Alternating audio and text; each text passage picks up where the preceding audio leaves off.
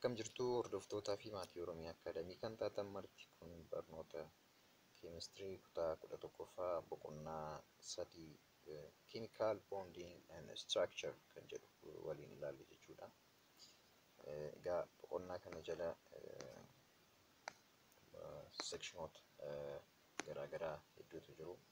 Kana jechuun main contentii boqonnaa kana jala jiran 3.1 introduction paartiin jira. Dabalataan immoo 3.2 Iionic Bonding kan jedhu jira. 3.3 Covalent Bonding and Molecular Geometry kan jedhu sana jalattis immoo materiiwwan gaggabaaboo yookiinis immoo materiiwwan xixiqqaa Covalent Bonding, Molecular Geometry, Intermolecular Forces in a Covalent Bond kan jedhaman ni jiru jechuudha. Warra kana kutaalee viidiyoo garaagaraa keessatti waliin ilaalla jechuudha. Har'a kan nuyi boqonnaa kana jalaati. Kutaan nuyi waliin ilaallu introduction 3.1 guutummaatti ilaalla jechuudha. Kanaaf kallattii gara sanaatti deemna. Introduction.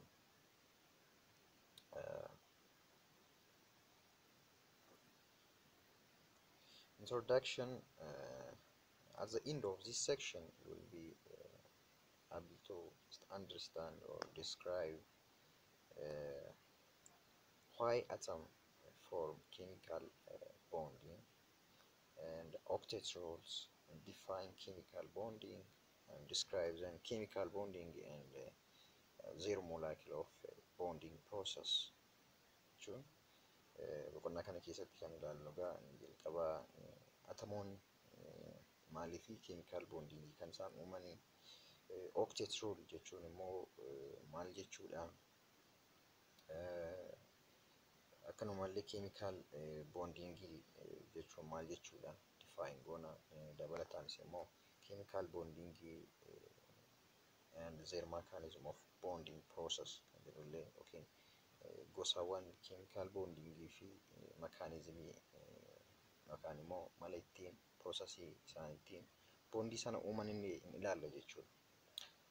Almost everything a person sees or touches in daily life, like the air we breathe, the food we eat, the clothes we wear, are the result of chemical bonding. Jechuudha. Lafa kanarra kan jiru almost waan hundumtuu kan nuyi harkaan qaqqabnu ilaallu arginu hundumti isaaniiyyuu bu'aa chemical bondingiiti jedha. Jechuun the concept of chemical bonding lies at every core of chemistry. It is what enables about a little over 100 elements to form a million of non-chemical substances that make up our physical world. Jechuun maal jechuudha? Egaa yaanni chemical bonding kun hundee yookiin immoo baay'ee konseptii murteessaa ta'edha keemistirii keessatti. Egaa addunyaan kun yookiin immoo wantoonni addunyaa kana keessa jiraatan illee boca akkasii akka isaan qabaatan kan isaan taasise chemical bondingii yookiin immoo walitti hidhatinsa keemikaalaa wantootaati jechuudha. Boqonnaa 9 keessatti akka baratanitti kitaabni keessanii chemical bonding its types such as ionic, covalent and metallic bond kan jedhaman kutaa 9 keessatti ilaaltee jirta. Jalqabaa ionic bondii maal jechuu akka ta'e, covalent bondii maal jechuu akka ta'e, kanumallee metallic bond and their characteristics amaloota isaanii fi gosoota isaanii kutaa 9 keessatti ilaaltee jirta kitaabni keessan dhugumadha. In this unit, we will discuss some new concepts about chemical bonding, like molecular geometry. Kitaaba kana keessatti kan nuti ilaallu immoo boqonnaa kana jalatti maalidha? Like molecular geometry kan jedhamu fi theory of chemical bonding and much more. Boqonnaa kana keessatti waa hedduutu ilaalama jechuudha. Geometry, moleculoota akkanumallee theorywan chemical bonding hedduutu jiru. Sana ilaallaa jechuudha. Octet rule. yookiin seera 8 kan jedhu jechuudha. Maal jechuudha? Kanas asgal keessatti ilaaltanitu garuu irra deebiitiin ilaalla jechaadha. You have studied your earlier class that noble gas have very stable electron. Noble gasonni maal akka ta'an beektu. Egaa gaasonni kun yookaan noble gaasota kan jedhaman kun elementoonni kun very stable electron kan isaan qaban jedha. Arrangement isaanii immoo bifa kanaatiinidha. 2 2 8 2 8 8 and their outer shells are fully saturated kan ta'edha jechuudha. Jechuun maal jechuudha? Sheelii isaanii elektiroononni sheelii isaanii gara dhumaarra jiru yookiin lamadha. Akka helium jechuudha yookiin 2 8dha. 8 sheelii isa dhumaarra kan jiru 8 akka neon jechuudha. 2 8 8 18 kan qabu jechuudha.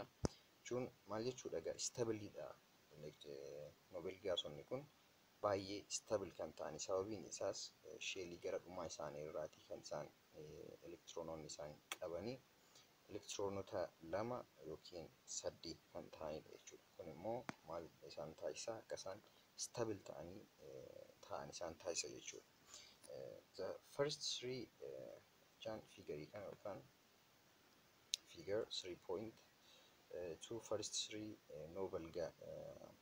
noble gases jedhaman kan egaa gaafa ilaallu maal jedha? Explain why noble gases are so reluctant to form a compound with others jedha. Egaa explain gaafa goonu kana maaliifidha? Hin barbaadan fedha hin qaban egaa noble gasonni atomoota kan biroo waliin wal nyaatinsa uumanii yookiin walitti hidhatinsa keemikaalawaa uumuun koompaawundoota uumuu hin barbaadan akka atomoota biroo. Sababiin isaatis sheelii isaanii gara dhumaarra kan jiru elektiroononni maalidha jechuudha? Yookiin 2dha yookiin immoo 8dha jechuudha. 8 qabu yookiin 2 kan qabu. Helium irraa kan hafe warri kaan 8 kan isaan ofirraatii qaban. Amala 8 yookiin immoo yookiin 2 yookiin 8 ofirraatii qabu taanaan maal ta'aniiru jechuudha? Stable ta'aniiru. Elektiroonii laachuufis ta'ee elektiroonii fudhachuu akkanumallee sheer gochuu fedhii agarsiisan hin qaban jechuudha noble gaasonni.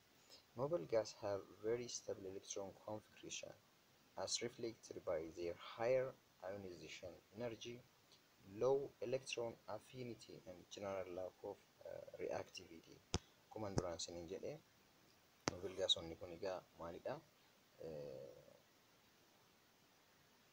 Very stable electron configuration kan isaan qaban jechuun electron configuration gaafa goonu akkamitti elektiroonii configure akka goonu kutaa 9 keessatti ilaaltanii jirtu.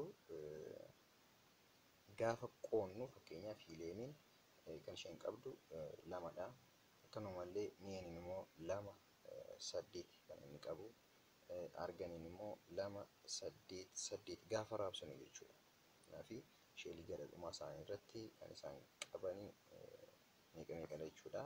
2 helium irraa kan hafe kan 8 amala 8tummaa guddatanii stable ta'anii kan jiranidha jechuudha. Kanaaf low electron kan isaan qaban, low electron affinity, jaalala electron isaan qaban baay'ee gadi bu'aa kan ta'e fudhachuuf jechuudha.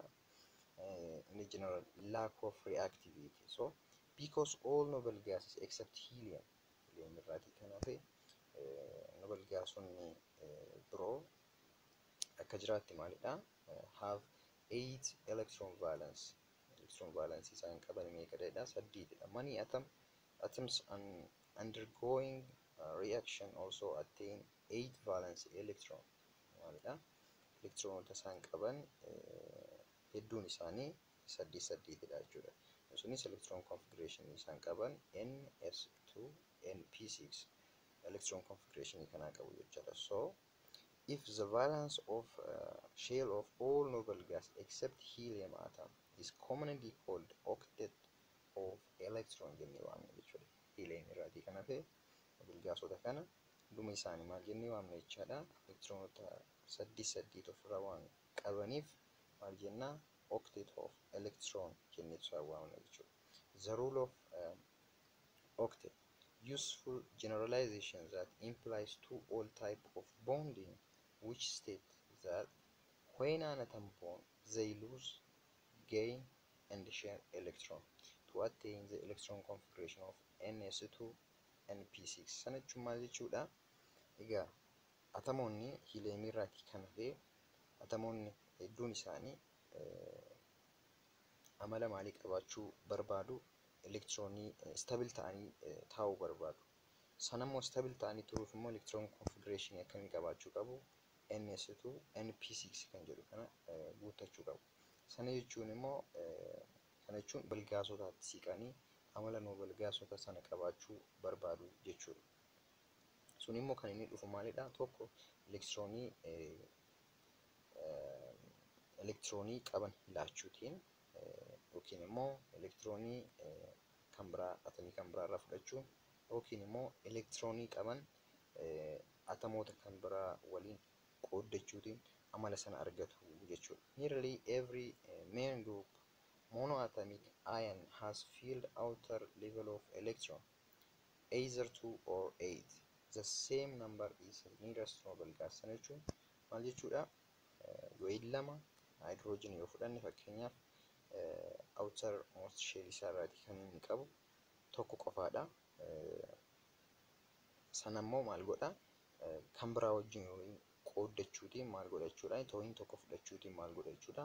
Amala elektiroonii lama ofitti maxxansuutiin amala maaliifaanirraa helium wajjin kan wal fakkaatu uummataa jechuudha hydrogen. Kanarraa kan hafe garuu elementoonni kamiyyuu yookiin hedduun isaanii maal godhu jechuudha? Noobel gaasota fakkaachuudhaa fi noobel gaasotatti siqanii stable ta'uudhaa fi elektiroonota laatu ni qooddatu jechuudha.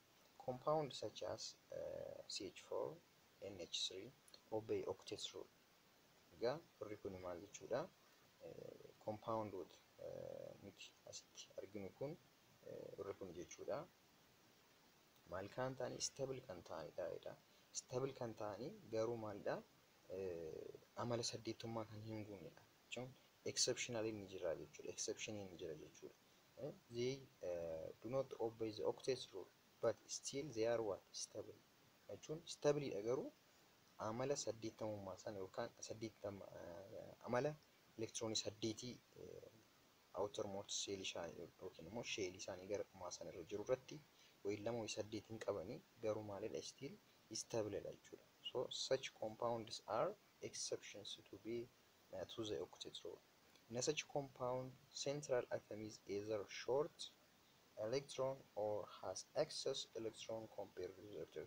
Kana jechuun wayii saddeetii gadiidha kan isaan outermost shell isaanii irratti qabanii yookiin immoo sanarra kan darbillee qabaachuu danda'u. 9 10 qabaachuu danda'u.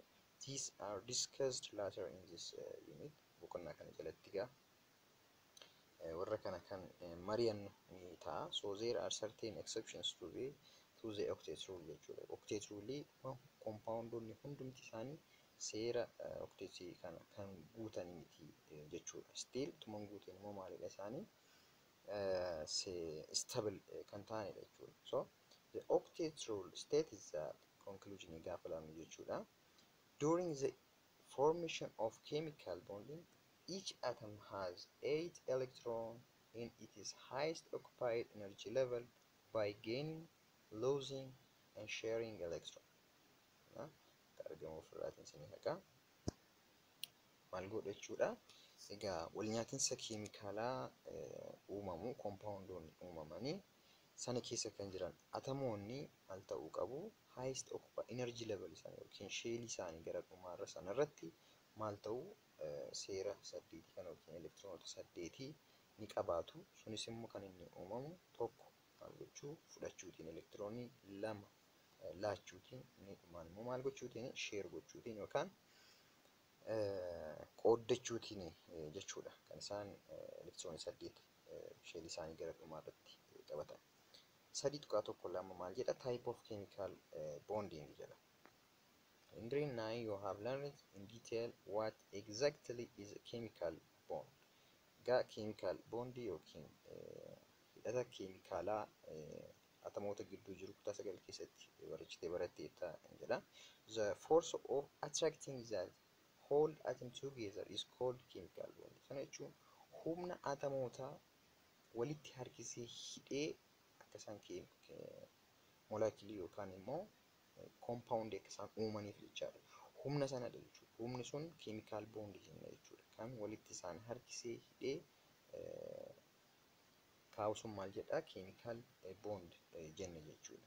So broadly these forces of attraction can be categorized intermolecular force jenna jechuudha. Egaa humni kun humni atomoota kana walitti harkisuutiin chemical bondiin akka uumamu taasisu kun kan elektiroonota kana qooduun laachisiisuun fudhachuun akka inni stable ta'uu fi chemical bondii akka uumu kan taasisu intermolecular force jenna jechuudha. Which affect the chemical property of species. Egaa there are three main type of chemical bond. Chemical bonding immoo gosoota gurguddaa sadiitu jiru. Jalqaba covalent bonding kan jedhamu. Ni lammataa ionic bonding kan jedhamu. Ni dhumaa metallic bonding kan jedhamu. In general there is a gradual change from more metallic to more non-metallic property when moved from left to right across a periodic table. Jechuun maal jechuudha?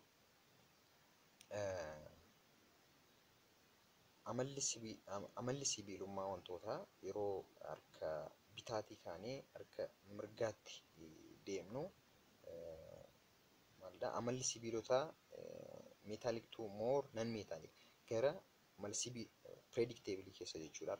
Harka mirgaa harka bitaarra gaafa ilaallu predictable keessaatii sibiilonni itti baay'atu. Gara harka bitaatti yeroo deemnu immoo akkuma kana amalli sibiilotaa kan qaban elementoonni kun xiqqaachaa deemu jechuudha. So across predictable moving from bottom to top within a group keessa illee akkuma kana jalaatii gara oliitti gaafa deemnu more metallic to more non-metallic property jira jechuudha. Amala sibiilummaa irraatii gara amala sibiilaalummaatti kan inni baay'atu jechuudha. Three type of bonding can result from manner in which atom combine.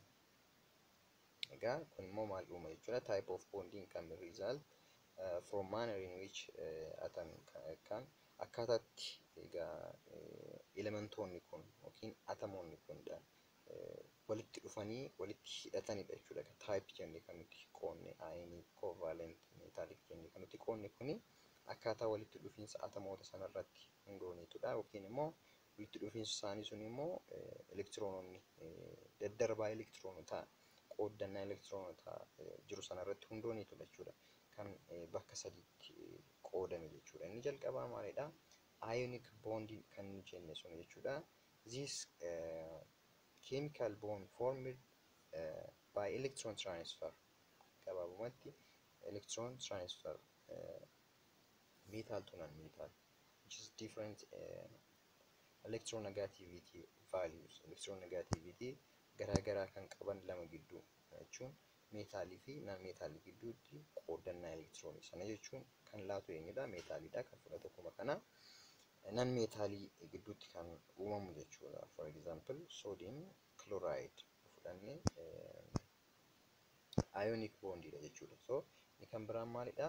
Covalent bond is formed result of electron sharing between two non-metals. Jechuun sibiilaalota lama gidduutti qoodannaa elektiroonii uumamuutiin kan uumamu maal jenna jechaadha? Covalent bond jenna jechuudha.